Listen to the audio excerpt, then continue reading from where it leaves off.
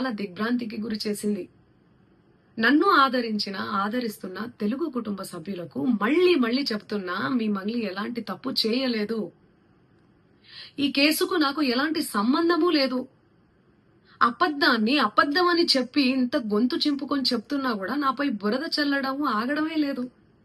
అందుకే ప్రతి చేతిలో ఉన్న మొబైల్కు, రిమోట్కు నా మొర చెప్పుకుంటున్నాను.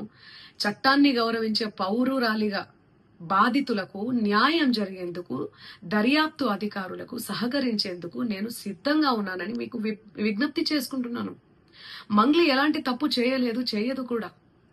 ఈ మైక్రో ఫైనాన్స్ కేసు చీటింగ్ కంపెనీకి డబ్బులు వసూలు చేసిన వివాదంలో నాకు ఎలాంటి సంబంధం కూడా లేదు. మధునాయక్ ను మా కమ్యూనిటీ ప్రోగ్రామ్ లో భాగంగా నన్ను, నా తమ్ముడు శివాను కలిసిన మాట వాస్తవమే. కానీ అతను చేసే వ్యాపార వ్యవహారాలు, అతని వ్యక్తిగత జీవితానికి సంబంధించినటువంటి సమాచారంపై నాకు ఎలాంటి అవగాహన లేదు.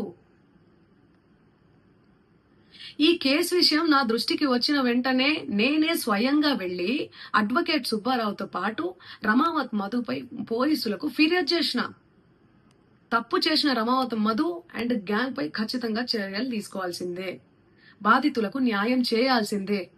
ఈ కేసులో మోసగాళ్లను, బాధితుల అంశాలను పక్కన పెట్టి నాపై, నా కుటుంబ సభ్యులపై దుష్ప్రచారం చేసేందుకు కొందరు వ్యక్తులు కావాలని హేమకాంత్ రెడ్డి, సుబ్బు అడ్వకేటు, మధు నాయక్ ఈ కేసులో మోసగాళ్లను, బాధితుల అంశాలను పక్కన పెట్టి నాపై, నా కుటుంబ సభ్యులపై దుష్ప్రచారం చేసేందుకు కొందరు వ్యక్తులు కావాలని ఈ వివాదంలోకి నన్ను లాగుతున్నారు.